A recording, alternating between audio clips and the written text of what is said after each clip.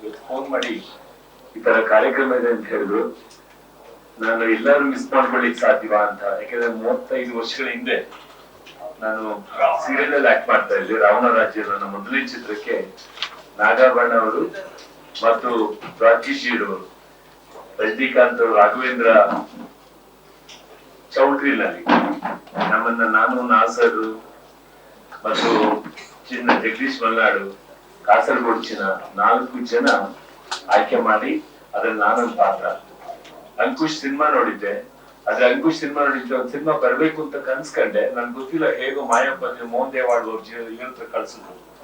ನನಗೆ ಫಸ್ಟ್ ಆ ಮೆಡ್ರಾಸ್ ಸ್ಟ್ರೀಟ್ ನಲ್ಲಿ ಏನು ನೋಡಿ ಓಕೆ ಓಕೆ ಅಂದ್ರು, ಕತ್ತಿ ಕೊಟ್ರು, ಡ್ರೆಸ್ ಮಾಡಿಸಿದ್ರು. ಯಾವ ಪಾತ್ರ ಅಂತ ಗೊತ್ತಿಲ್ಲ, 4 ಜನದಲ್ಲಿ ನಾನು ಓಪನ್ ಮಾಡಿದೆ. ಅಂದ್ರೆ ನನ್ನ ಮೊದಲನೇ ಕನ್ನಡ ಚಿತ್ರ 35 ವರ್ಷಗಳಿಂದ ರಾವಣ ರಾಜ್ಯ. ತಂದೆ ನೀಡು ಬಾ ಸಾಂಗನ ಕಂಟ್ರೋಲ್ ಸ್ಟುಡಿಯೋನಲ್ಲಿ ಯಾವಾಗ್ಲೂ ಗೊತ್ತಿಲ್ಲ ನಾನು 4 ಜನದಲ್ಲಿ ಯಾವ ಪಾತ್ರ ಮಾಡ್ತಾ ಇದ್ದೀನಿ ಅಂತ ಹೇಳಿ. ಭವ್ಯ ಅವ್ರ ಜೊತೆನಲ್ಲಿ ಸೀನ್ ಇತ್ತು. ಅವಾಗ ಗೊತ್ತಾಯ್ತು ನಾವು ಇಂಜಿನಿಯರಿಂಗ್ ಪದವೀಧರ, ಬಿ ಮುಗಿಸಿದೀನಿ.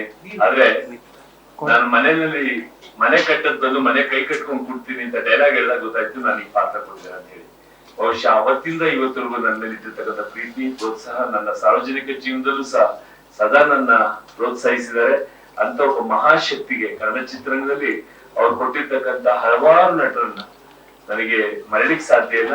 ಈ ಅಮೃತ ಗಳಿಗೆಯಲ್ಲಿ ಅವರ ದರ್ಶನ ಮಾಡ್ಬೇಕು, ಅವರ ಆಶೀರ್ವಾದ ಪಡಿಬೇಕು ಅಂತ ಬಂದಿದ್ದಾರೆ.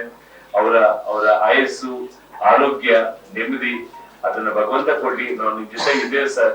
ಮತ್ತೆ ಇವತ್ತು ಸನ್ಮಾನ ಮಾಡ್ತಾ ಇರ್ತಕ್ಕಂಥ ಚೇಂಬರ್ ಆಫ್ ಕಾಮರ್ಸ್ ಗೆ ನಾನು, ಫಿಲ್ಮ್ ಚೇಂಬರ್ ಆಫ್ ಕಾಮರ್ಸ್ ಗೆ ನಾನು ಅಭಿನಂದನೆಗಳನ್ನ, ಕೃತಜ್ಞತೆ ನ್ಯೂಸ್ ಫಸ್ಟ್ ಪ್ರತಿಕ್ಷಣ.